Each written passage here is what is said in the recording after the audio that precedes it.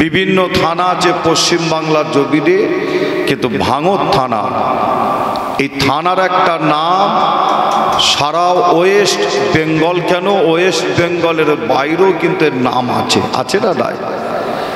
আপনি অন্য কোনো থানার নাম যদি এখানে বলি, আমি আসিম বিল্লাহ যদি বলি অন্য কোনো থানার নাম, গড়বেতা একটা থানা, নিশ্চয়ই অনেকে নাম শুনেছেন, আবার অনেকে নাম শোনেন না। মেদিনীপুর গড়বেতা থানা বলা হয়, যে পাঁশকুড়া থানা আছে না নাই? বিভিন্ন এরকম থানা আছে, হাওড়া জেলা, হুগলি জেলা, মেদিনীপুর, 2 24 পরগনা, নদিয়া, বীরভূম, বাঁকুড়া, যে পশ্চিম বাংলা, পশ্চিম বাংলার বাইরেও যে এই থানার একটা নাম কিন্তু আছে, আছে না নাই? ঠিক না বউ?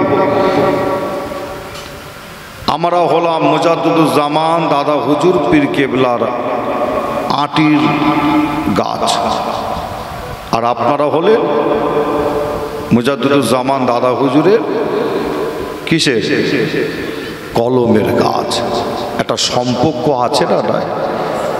মহব্বত, ভালোবাসা, সম্পর্ক আছে আল্লাহ করে, যে মুজাদ্দুদুজ্জামান দাদা হুজুর পীর কেবলার আপনারা এখানে কলমের গাছ আপনারা বসে আছে।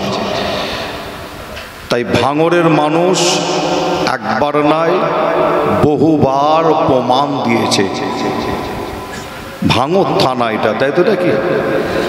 বিভিন্ন থানা আছে পশ্চিম বাংলার জমিনে, কিন্তু ভাঙড় থানা, এই থানার একটা নাম সারা ওয়েস্ট বেঙ্গল, কেন ওয়েস্ট বেঙ্গলের বাইরেও কিন্তু এর নাম আছে, আছে না নাই?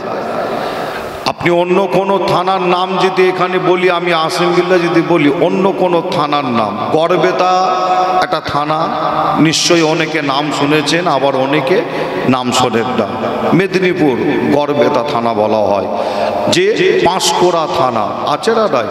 বিভিন্ন এরকম থানা আছে, হাওড়া জেলা, হুগলি জেলা, মেদিনীপুর, 2 24 পরগনা, নদিয়া, বীরভূম, বাঁকুড়া, যে পশ্চিম বাংলা, পশ্চিম বাংলার বাইরেও যে এই থানার একটা নাম কিন্তু আছে, আছে না নাই?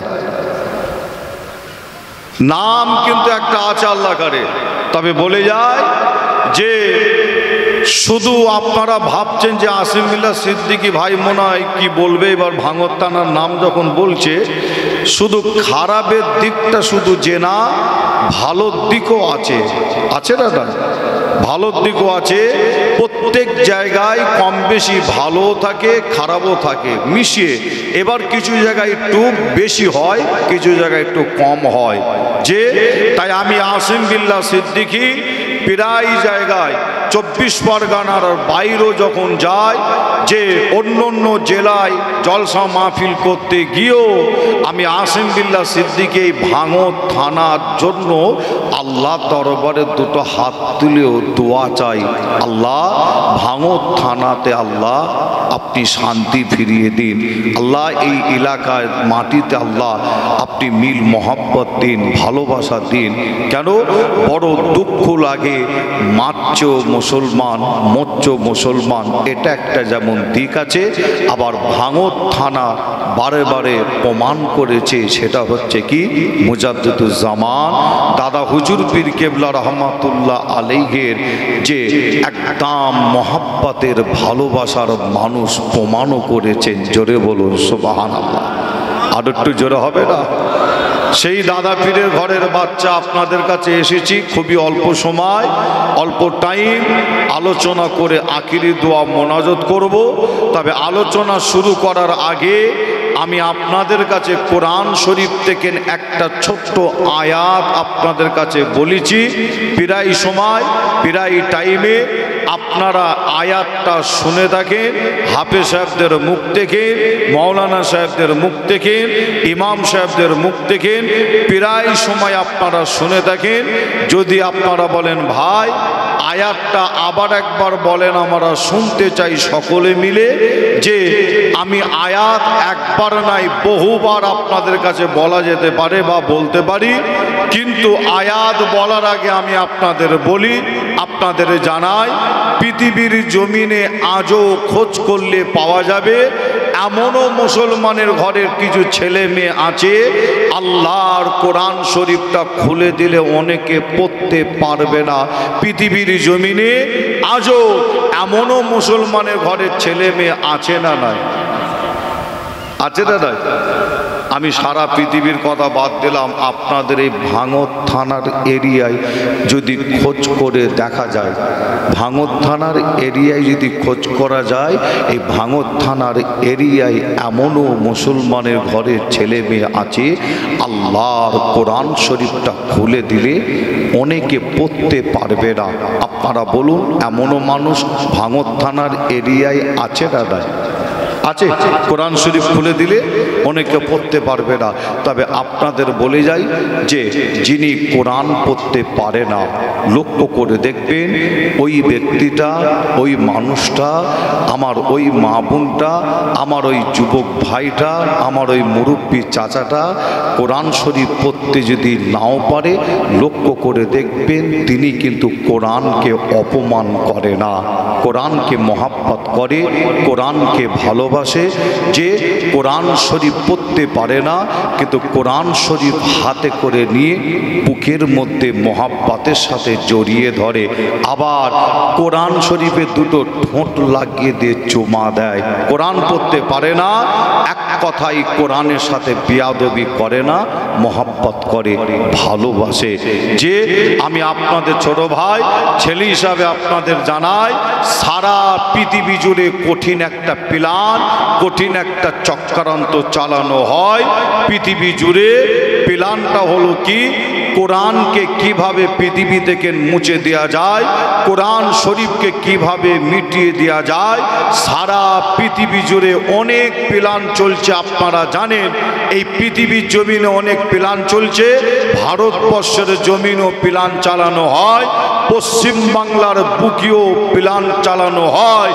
যে অনেক প্ল্যানের মধ্যে একটা প্ল্যান চালানো হচ্ছে, আপনারা খেয়াল করে দেখেছেন কিনা জানি না, তবে আমি আপনাদের বলে যাই যে অনেক প্ল্যানের মধ্যে একটা প্ল্যান হলো, সেটা হলো কি, পৃথিবী থেকে কোরআনকে কিভাবে মিটিয়ে দেওয়া যায়, কোরআনকে কিভাবে মুছে দেওয়া যায়। যে বারে বারে চেষ্টা চালানো হয়, কখনো কোরআন ছিঁড়ে ফেলে দেওয়া হয়।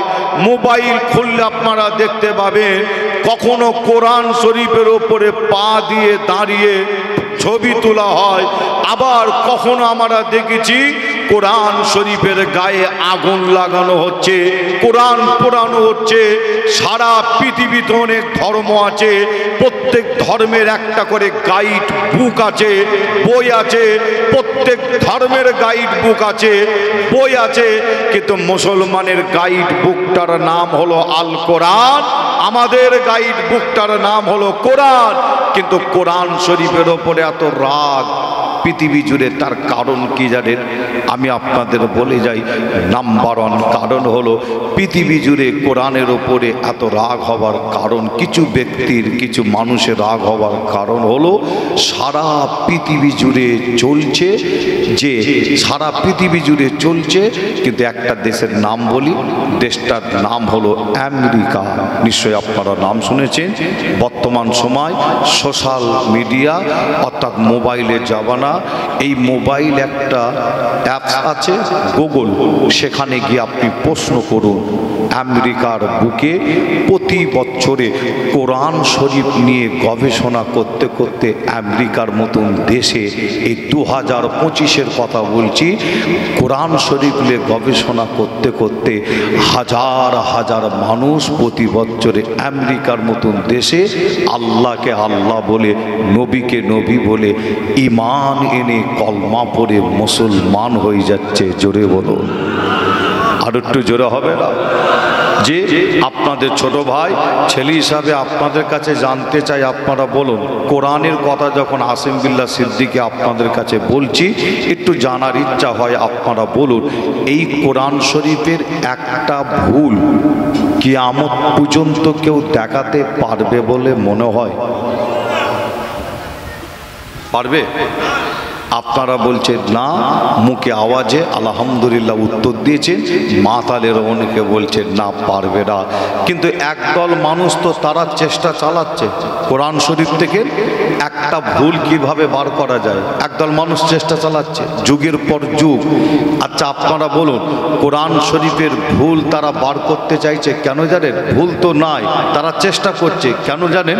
পৃথিবীতে ছড়িয়ে দেবে, সারা পৃথিবীতে। দেখো মুসলমানদের কোরআনের মধ্যে কি আছে? ভুল আছে, তারা ছড়াতে চায়। কিন্তু আপনাদের জানিয়ে দিয়ে যায়, একদল মানুষ তারা কাজ করছে যুগের পর যুগ, তারা চেষ্টা চালায়।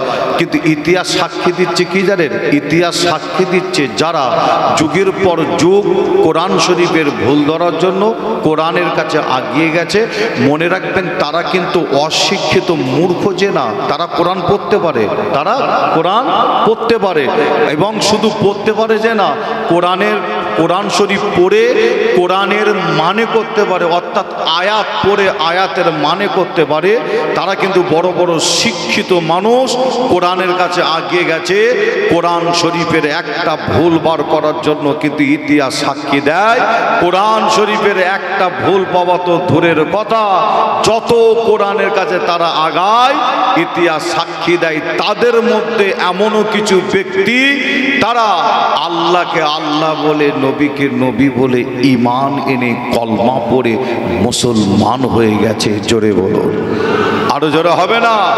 কোরআনের কাছে যারা আগিয়ে গেছে কোরআনের ভুল ধরার জন্য, তাদের মধ্যে আবার গবেষণা করতে করতে যখন দেখছে কোরআনে একটা ভুল নাই, তারা থাকতে পারে না, আল্লাহকে আল্লাহ বলে, নবীকে নবী বলে ঈমান এনে কলমা পড়ে মুসলমান হয়ে গেছে। আমি আসিম বিল্লাহ সিদ্দিকী সেই কোরআন শরীফ থেকে একটা আয়াত আপনাদের কাছে সর্বপ্রথমে বলেছি। আয়াতটা প্রায় টাইমে, প্রায় সময় আপনারা শুনে থাকেন।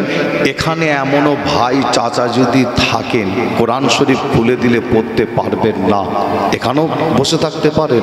যে মা বোনেদের মধ্যে আলোচনা শুনছেন তিনাদের মধ্যে থাকতে পারেন, কোরআন শরীফ পড়তে পারবেন না।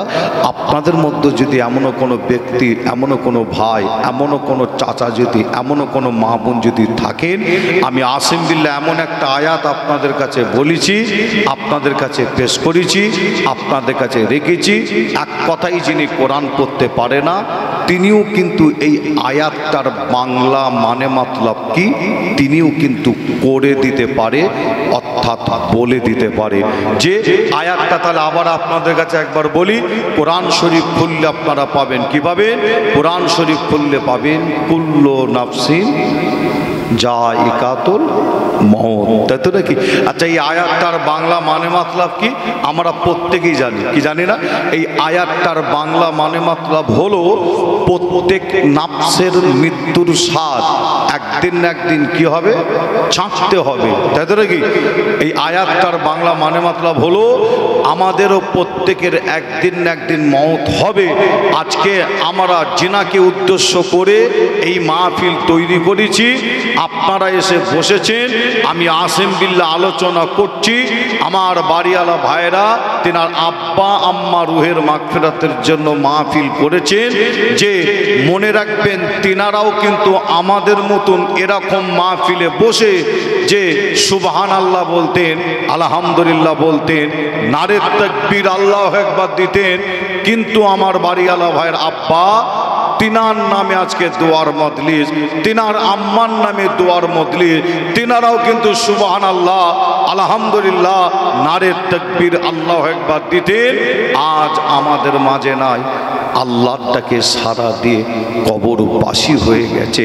আপনাদের কাছে একটু জানতে চাই, আপনারা বলুন, এই মওত থেকে কোনো ব্যক্তি রিহাই পাবে বা বাঁচতে পারবে বলে মনে হয়? একটা মানুষ কিয়ামত পর্যন্ত কেউ বাঁচতে পারবে? রেহাই পাবে কি? কেউ আগে কেউ পরে, কেউ আগে কেউ পরে, একে একে একে একে বিদায় দিতে হবে দুনিয়া ছেড়ে। যে কিন্তু আপনারা বলছেন না, কেউ বাঁচতেও পারবে না কিয়ামত পর্যন্ত, কেউ রেহাই পাবে কি? পাবে না। আমরা বলছি যে কিন্তু একটু আপনাদের বলে যায়, আকাশের ওপর দিয়ে উড়ে যায় প্লেন, দেখেছেন আপনারা? এই প্লেন দেখেন না আপনারা? প্লেন দেখেছে? আচ্ছা, প্লেনের ভেতরে থাকে কারা? মানুষ থাকে না? আকাশের ওপর দিয়ে প্লেন উড়ে যাচ্ছে, অনেক মানুষ থাকে। কোনো প্লেনে 50 জন, কোনো প্লেনে 100 জন যাত্রী থাকে, তাদের ব্যাগপত্র থাকে। প্লেনটা আকাশের ওপর দিয়ে উড়ে যাচ্ছে কিভাবে? আল্লাহু আকবার। চিন্তা করলে অবাক হবেন, চিন্তা করলে অবাক হবেন। কিন্তু সেই প্লেনটা আবিষ্কার করেছে কে? প্লেন আবিষ্কার করেছে কারা? মনে রাখবেন, প্লেন যারা আবিষ্কার করেছে তাদের বলা হয় বৈজ্ঞানিক। কি বলা হয়? বৈজ্ঞানিক বলা হয়, তাই তো নাকি? আচ্ছা, আপনাদের বলি, ট্রেন তো আপনারা আল্লাহ করে সকলেই চেপেছেন, কম বেশি চেপেছেন। এই ট্রেনটা আবিষ্কার করলো কে? মনে রাখবেন বৈজ্ঞানিক।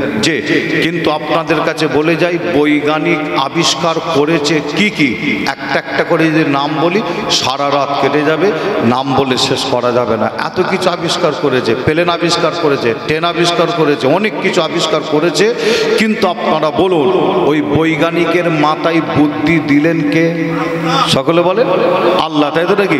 কিন্তু সেই বৈজ্ঞানিকের মধ্যে কিছু বৈজ্ঞানিক তারা বর্তমান সময় একটা চেষ্টা চালাচ্ছে। কি চেষ্টা? যারা প্লেন তৈরি করেছে তাদের মধ্যে কিছু বৈজ্ঞানিক একটা চেষ্টা চালায়। কি চেষ্টা? যে মানুষকে চিরকাল কিভাবে বাঁচানো যায়, মানুষকে চিরকাল কিভাবে বাঁচানো যায়, এটা তারা আবিষ্কার করতে চাইছে, অনেক চেষ্টা চালায়। আপনারা বলুন, একটা মানুষকে বৈজ্ঞানিক চিরকাল বাঁচাতে পারবে বলে মনে হয়? পারবে? আপনারা বলছেন না, আমি আসিম বিল্লাহ সিদ্দিকী বলি না। কিন্তু আসুন আমরা কোরআনের কাছে হাঁকিয়ে যাই। কোরআন কি বলছে দেখি, একটা মানুষকে বৈজ্ঞানিক চিরকাল বাঁচাতে পারবে কি না? কোরআন কি উত্তর দিচ্ছে দেখি। কোরআন শরীফ খুলুন, আপনি পাবেন। কি পাবেন? কোরআন শরীফ খুললে আপনি পাবেন, আইনামা তাকুনু ইদরকুল মউত ওয়ালাউ কুনতুম ফি বুরুজিন মুসাইয়্যিদা। এই কোরআন শরীফের আয়াতটার বাংলা মানে মাত্রা হলো কি জানেন? আল্লাহর কোরআন পরিষ্কার জানাচ্ছে, এই মওত থেকে আমি আপনি বাঁচার জন্য পৃথিবীর যে কোনো কোনায় আমি আপনি চলে যাই না কেন, আল্লাহর কোরআন বলছে ওই মওত কিন্তু আমার আপনার সাথে গিয়ে ওই জায়গায় একদিন দেখা করবে। দেখা করা মানে কি? দেখা করা মানে মওত হবে, মনে রাখবেন। এমনি এমনি দেখা করবে না। ধরেন আপনি মওত থেকে বাঁচার জন্য এই গ্রামের এই পাড়ার কোনো ব্যক্তি মওত থেকে বাঁচার জন্য আমেরিকার বুকে, অস্ট্রেলিয়ার বুকে, ইংল্যান্ডের বুকে, জাপানের বুকে, তুরস্কর বুকে, পাকিস্তানের বুকে, বাংলাদেশের বুকে আপনি চলে যাচ্ছেন, দৌড়াচ্ছেন মওত থেকে বাঁচার জন্য, বিভিন্ন দেশে ছুটছেন। কিন্তু আল্লাহর কোরআন বলছে কি জানেন? ওই মওত কিন্তু আমার আপনার সাথে গিয়ে ওই জায়গায় একদিন দেখা করবে। আর দেখা করা মানে মওত হবেই, তাই তো নাকি? তাহলে মওত যখন আমার আপনার হবে, তাহলে আমার নবীর একটা হাদিস মেনে চলতে হয়। আল্লাহ রসুল বলছেন আবার কি? আমার আপনার নবী বলছেন, বাদিরু বিল আমাল কাবলা আন তামুত। আপনাদের কি অসুবিধা হচ্ছে কোনো? যে অসুবিধা হচ্ছে না তো? দুটো কোরআনের কথা বলছি, হাদিসের কথা বলছি। অনেকের আবার একটু অন্যরকম আলোচনা হলে একটু ভালো হয় নাকি? কোরআন শরীফের আয়াত বলে মানে করছি, তাই তো নাকি? অসুবিধা হচ্ছে না তো? যে তাহলে আমরা জানতে পারলাম মওত আমার আপনার হবে, কোনো রিহাই নাই, কোনো বাঁচার রাস্তা নাই। তাহলে মওত যখন হবে, আল্লাহ রসুল বলছেন, বাদিরু বিল আমাল কাবলা আন তামুত। এই হাদিসটার মানে কি জানেন? আল্লাহ রসুল বলছেন, তোমাদের মৃত্যু আসার আগে, মওত হওয়ার আগে যত তাড়াতাড়ি পারো ভালো কাজগুলো তাড়াতাড়ি করে নাও। কেন? তার কারণ, ভালো কাজ তাড়াতাড়ি করতে বলছেন, তার কারণ কি জানেন?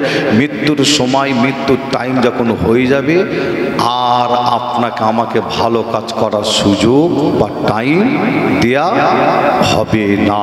তাই আল্লাহ রসুল বলছেন, বাদিরু বিল আমাল কাবলা আন তামুত। একবার জোরে বলুন, জোরে হবে না? মুসলমানের ঘরে ছেলেমেয়েরা, আব্বারা, তরুণেরা, আয়ামা নওজওয়ান যুবকেরা, পর্দার অন্তরালে মা ও বোনেরা, এ আমার নবী প্রেমিকেরা, তাই আমি আসিম বিল্লাহ আপনাদের ছোট ভাই, ছোট ছেলে হিসাবে আপনাদের জানিয়ে দেয়, এখানে আমার অনেক মুরব্বী চাচা এসে বসেছে, এখানে আমার অনেক জওয়ান যুবক ভাইয়েরা এসে বসেছে, আমার মা বোনেরা অনেকে আলোচনা আপনারা শুনছে। আমি ফুরফুরা শরীফ থেকে আপনাদের পীরের ঘরের বাচ্চা আসিম বিল্লাহ সিদ্দিকী আপনাদের কাছে এসেছি, আপনাদের কাছে এসে জানিয়ে দিয়ে যায়, বলে দিয়ে যায়, মৃত্যু যখন আমার আপনার একদিন না একদিন হবে, দুনিয়া যখন একদিন না একদিন ছাড়তে হবে, তবে আপনাদের জানিয়ে দিয়ে যায়, আপনারা কাজ কারবার, ব্যবসা বাণিজ্য, চাষ আবাদ আপনারা করেন, অনেকে দোকান চালান, আবার আমার মা বোনেরা সংসারে কাজ করে, যাই করেন না কেন আপনাদের জানিয়ে দিয়ে যায়, আল্লাহ রসুলের হাদিসটা একটু মনে রাখবে, আমার নবীর এই হাদিসটা একটু আমল করবে, মেনে চলবে, মনে রাখবে, তাহলে হবে কি জানে, এই হাদিসটা মেনে যদি আমরা কাজ কারবার, ব্যবসা বাণিজ্য, চাষ আবাদ যদি করতে পারি, দোকান চালাতে পারি, সংসারে যদি কাজ করতে পারি, তাহলে মনে রাখবে এই হাদিসটা আমল করার কারণে আল্লাহ আপনাকে আমাকে কবরে রিহাই দিয়ে দেবে। আরো জোরে বলুন সুবহানাল্লাহ। এ নবী প্রেমিকেরা, হাদিসটার মানেটা একটু বোঝার চেষ্টা করবে। আল্লাহ রসুল বললেন বাদিরু বিল আমাল কাবলা আন তামুত, আল্লাহ রসুল বললেন তোমাদের মৃত্যু আসার আগে, মওত হওয়ার আগে যত তাড়াতাড়ি পারো ভালো কাজ গুলো তাড়াতাড়ি করে করে নাও, তাড়াতাড়ি করে করে নাও, তাড়াতাড়ি করে করে নাও। এ নবী প্রেমিকেরা, ভালো কাজ তাড়াতাড়ি করতে বলছেন আল্লাহ রসুল। কেন তাড়াতাড়ি করতে বললেন আমি আপনাদের বোঝানোর জন্য একটা ফেরেশতার নাম বলি, নামটা আপনারা প্রায় সময় প্রায় টাইমে আপনারা শুনে থাকে। একজন ফেরেশতা, আল্লাহ পাকের অনেক ফেরেশতা আছে, এক একজন ফেরেশতা এক একটা ডিউটি আছে, ডিউটি আছে, ডিউটি আছে। এই যুবকেরা, মুরব্বী চাচা জানেরা, এক একটা ফেরেশতার এক একটা ডিউটি আল্লাহ দিয়ে রেখেছে, কিন্তু একজন ফেরেশতা যিনার নাম হযরতে আজরাইল আলাইহিস সালাম, আজরাইল ফেরেশতা, তিনাকে বলা হয় হযরতে আজরাইল আলাইহিস সালাম। আজরাইল ফেরেশতা বলা হয় এই আজরাইল আলাইহিস সালাম। আজরাইল ফেরেশতার কাজ বা ডিউটিটা কি আমি আসিম বিল্লাহ যদি আপনাদের কাছে জানতে চাই, আপনারা বলে দিতে পারবেন আশা করছি। এই যুবকেরা, পৃথিবীর জমিনে আল্লাহ অনেক ফেরেশতাকে আল্লাহ পায়, এই পৃথিবীর জমিনে আল্লাহ পাঠায়, যেমন আজরাইল ফেরেশতা পৃথিবীর জমিনে। তবে আপনাদের জানিয়ে দেয় এই আজরাইল ফেরেশতার কাজ বা ডিউটি হলো মানুষের রূহ কবজ করা, জান কবজ করা। এই নবী প্রেমিকেরা, আজরাইল ফেরেশতা আজ এই মাহফিলে এসেছে। আজরাইল ফেরেশতা আজ আপনাদের এই গ্রামে, আপনাদের পাড়ায়, আপনাদের এলাকায় আজরাইল ফেরেশতা আজ এই মাহফিলে এসেছে কোন এক ব্যক্তির জান কবজ করার জন্য, আপনার জান কবজ করার জন্য আজরাইল ফেরেশতা এসেছে, আপনার জান কবজ করার জন্য, আপনার রূহ কবজ করার জন্য। আপনি আজরাইল ফেরেশতাকে ওই সময় সময় বলছে, আপনি আজরাইল ফেরেশতাকে ওই সময় বলছে আমার এখন জান কবজ করবেন না, আপনি এখন ফিরে যান, আপনি এখন চলে যান, আমার জানটা এখন কবজ করবেন না। কেননা আল্লাহ আমার হায়াত দিয়েছে, 60 বছর হায়াত দিয়েছে। আপনি বলছেন আল্লাহ আমার হায়াত দিয়েছে 70 বছর হায়াত দিয়েছে। আপনি আজরাইল ফেরেশতাকে বলছে আল্লাহ আমার হায়াত দিয়েছে 80টা বছর হায়াত দিয়েছে, আল্লাহ আমার হায়াত দিয়েছে 40টা বছর হায়াত দিয়েছে। এই এতটা হায়াত পাওয়ার পরও আমি কিন্তু নামাজ পড়িনি, নামাজ পড়িনি, আমি কিন্তু রোজা রাখিনি, রোজা রাখিনি, আমি কিন্তু ভালো কাজ করিনি। এত হায়াত পাওয়ার পরও নামাজ আমি পড়িনি, রোজা রাখিনি, দান খায়রাত করিনি, জিকির আজকার করিনি, ভালো কাজ আমি করিনি। আমি খালি গোনা গোনা গোনা গোনার মধ্যে আমি ডুবেছিলাম। এতটা হায়াত পাওয়ার পরও আমি নামাজ পড়িনি। আপনি এখন আমার জান কবজ করবেন না, আপনি ফিরে যান, ফিরে যান, আমাকে একটু সময় দেন, টাইম দেন। আমি এবারে খালি নামাজ পড়ে যাব, রোজা রেখে যাব, দান খায়রাত করে যাব, জিকির আজকার করে যাব, ভালো কাজ করে যাব। আমার এখন জান কবজ করবেন না, আপনি ফিরে যান, ফিরে যান, ফিরে যান, ফিরে যান। আপনারা বলো আজরাইল ফেরেশতাকে যখন নামাজের কথা, রোজার কথা, দান খায়রাতের কথা, জিকির আজকারের কথা যখন বলবে, এই কথা শুনে আজরাইল ফেরেশতা ফিরে যাবে বা আপনাকে সময় দেবে বলে কি মনে হয়? ফিরে যাবে? আপনি যদি বলে আল্লাহ আমার হায়াত দিয়েছে এত বছর, জান কবজ করতে এসেছে আপনার আজরাইল ফেরেশতা, বোঝানোর জন্য বলছি। আর আপনি বলছেন এত হায়াত পাওয়ার পরও, এই সামনে রমজান মাস গেল, কতদিন হবে? 1 মাস। সামনে রমজান মাস গেল, এই রমজান মাসও আমি রোজা রাখিনি, প্রতিদিন আমি খালি খেয়েছি, প্রতিদিন খেয়েছি। আর মানুষ জিজ্ঞাসা করলে বলতাম শরীরটা খুব অসুস্থ, পেটের সমস্যা। এমনও ব্যক্তি আছে না নাই সমাজে? নাই, অনেক আছে, একটা দুটো নয়, অনেক আছে। এই মজলিসও বসে থাকতে পারেন, কিছু মনে করবেন না। ছোট ভাই, ছেলে হিসাবে আপনাদের বলে যাচ্ছি, এই মজলিসও এমনও ব্যক্তি, এমনও মানুষ, এমনও চাচা বা মা বোনদের মধ্যে এমনও মা বোন থাকতে পারেন পুরো রমজান মাসও রোজা রাখেন। আগে বলেছি, ছোট ভাই ছেলে হিসাবে বলছি, দুঃখ ব্যথা লেবের না যে আল্লাহ রমজান মাসকে আল্লাহ অনেক বড় নিয়ামতি মাস আল্লাহ করেছেন, বড় বরকতের মাস করেছেন, মাগফিরাতের মাস করেছেন, নাজাতের মাস করেছেন। কিন্তু দুঃখের বিষয়, রমজান মাস আসলে অনেক ব্যক্তি আছে রোজা রাখে না। ছোট ছোট বাচ্চারা রোজা রাখে, বয়স হয়নি, রোজা রাখার বয়স হয়নি, তারপরও রোজা রাখে, আছে না? ছোট ছোট বাচ্চারা রাখে।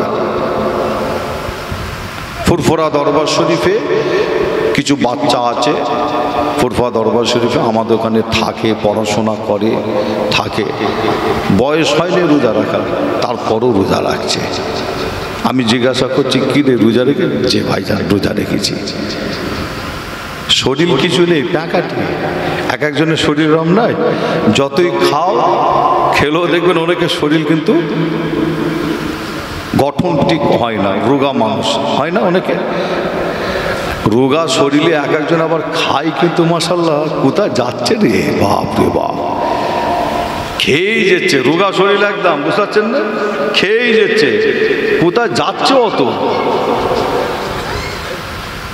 যাই হোক, আমি ওদিকে যাচ্ছি না, তবে আপনাদের এটাই বলতে চাই, বোঝাতে চাই, এই রমজান মাসে আপনি রোজা রাখেন, আজরাইল ফেরেশতা এসেছে আপনার জান কবজ করতে। আপনি বলছেন কি আল্লাহ আমার এতটা হায়াত দিয়েছে, হায়াত পাওয়ার পরও আমি কিন্তু রোজা রাখিনি। 40 বছর হায়াত আমি রোজা রাখিনি, আপনি আমার জান কবজ করবেন না? ফিরে যান, পরে আমার জান কবজ করতে আসবেন। আমি এবারে খালি রোজা রেখে যাব, নামাজ পড়ে যাব। আমি নামাজ পড়িনি, নামাজ পড়ার সুযোগ দেন, নামাজ পড়ো, আমার জান কবজ করবেন না। বলুন, আজরাইল ফেরেশতাকে নামাজ বা রোজার কথা যদি বলেন, তিনি ফিরে যাবে বলে মনে হয় কি? সময় কি দেবে? সময়ও দেবে না, ফিরেও যাবে না। আমার আপনার জান কবজটা আজরাইল ফেরেশতা করবে। তাই আল্লাহ রসুল বলছেন, বাদিরু বিল আমাল কাবলা আনতামুত। তাই আল্লাহ রসুল বলছেন, ভালো কাজ অর্থাৎ মওত আসার আগে যত তাড়াতাড়ি পারো ভালো কাজগুলো তাড়াতাড়ি করে করে নাও। এখানে যে আপনারা এসে বসেছেন, এটা ভালো না খারাপ? ভালো না খারাপ? যে এটাও ভালো কাজ। আর এখান থেকে না আমরা আল্লাহ দরবারে দোয়া চাইব, আখিরি দোয়া মোনাজাত করব। আর সেই আখিরি দোয়া মোনাজাতের সময় আমরা যে যার নিজের গুনার দিকে খেয়াল করে আল্লাহ দরবারে তওবা পড়ব। তবে তওবাটা পড়া হতে হবে এই রকম, কিরকম? যে আমি যে গুনাহ করেছি আল্লাহ, সেই গুনাহ আমি আর করব না। খালেস দিল থেকে, অন্তর থেকে, শুধু জবান থেকে পড়লে হবে না।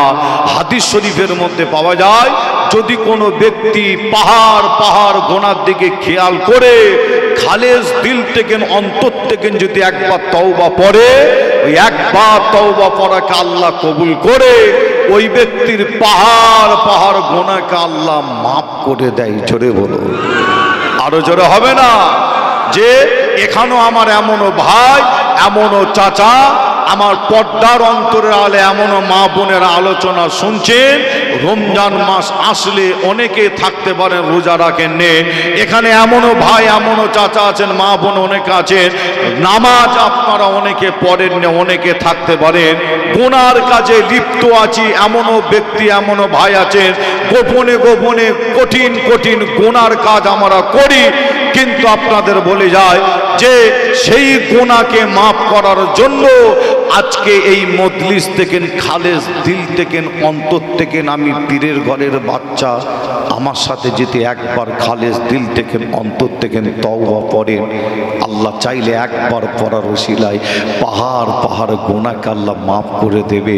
আর এই মাফ হওয়ার পরে আপনি যদি পরিবর্তন হতে পারেন, রোজা যদি রাখতে পারেন, নামাজ যদি পড়তে পারেন, দান খায়রা যদি করতে পারেন, ভালো কাজ যদি করতে পারেন, আল্লাহ চাইলে এর বিনিময়ে আল্লাহ আপনাকে জান্নাত নসিব করবে। জোরে বলুন, জোরে হবে না? মুসলমান